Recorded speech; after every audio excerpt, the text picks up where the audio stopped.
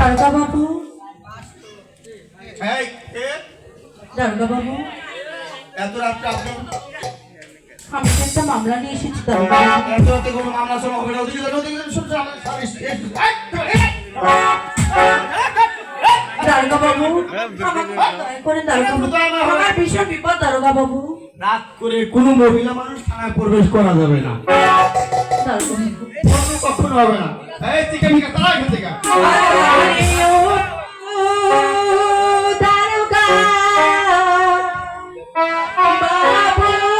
গয়া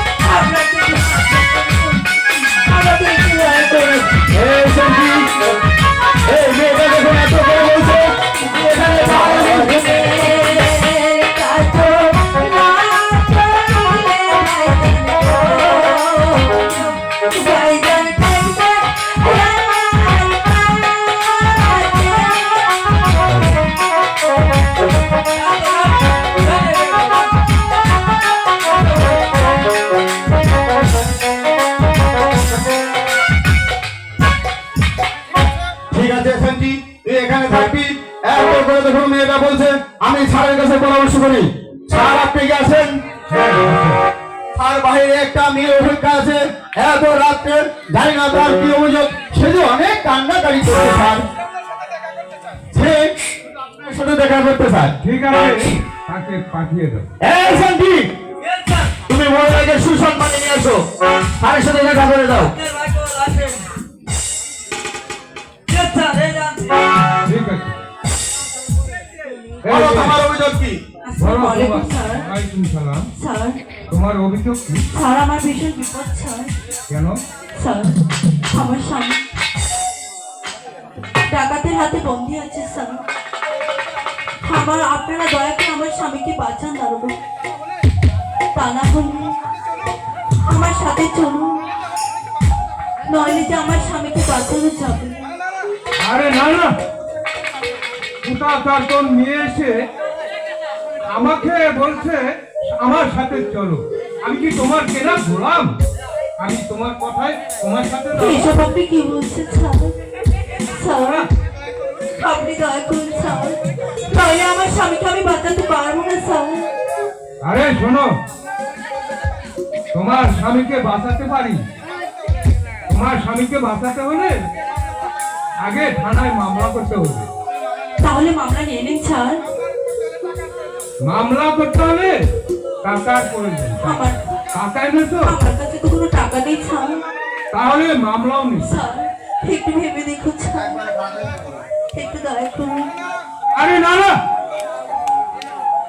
টাকা ছাড়া কোনো মামলা চলবে না। হারি গো দয়া